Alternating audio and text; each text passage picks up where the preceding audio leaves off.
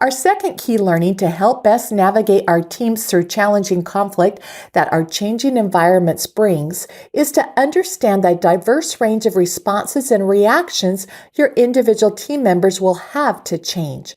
There are 4 common ways that people tend to respond to change: flight, fight, freeze, and submit. Let's take a look at each.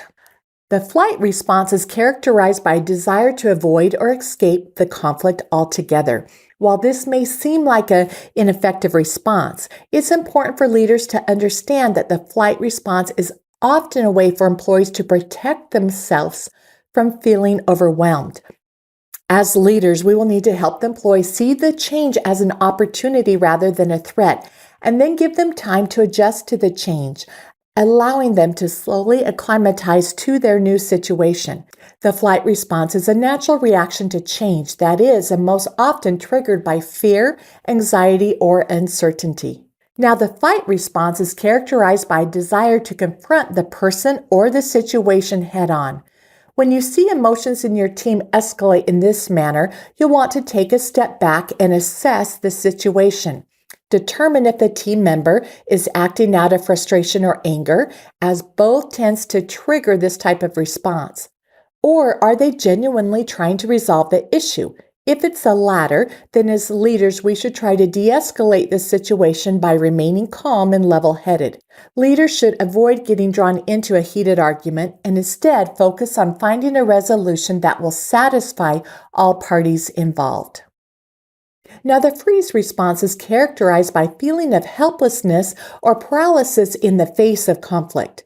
This response leaves team members or ourselves feeling overwhelmed or unsure of what to do to get through their reaction to the emotions they are feeling about the change. Leaders will need to pay close attention to team members who seem stagnant and provide constant encouragement or even dial up directional advice to help them through the phase.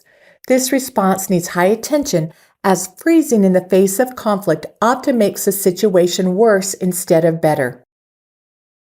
Now, the submit response is characterized by a desire to please others or avoid rocking the boat, or when an individual recognizes that there is a change happening, but they resign themselves to the fact that they can't do anything to stop it.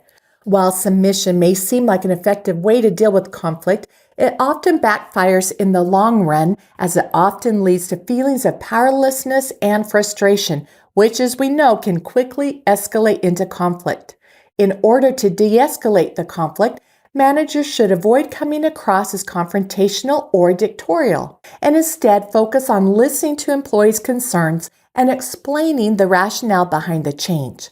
This response will lead the team member agreeing with others even when they don't necessarily do so. Team members responding in this manner may need coaching from their leader to stand up for themselves and express their opinions more assertively.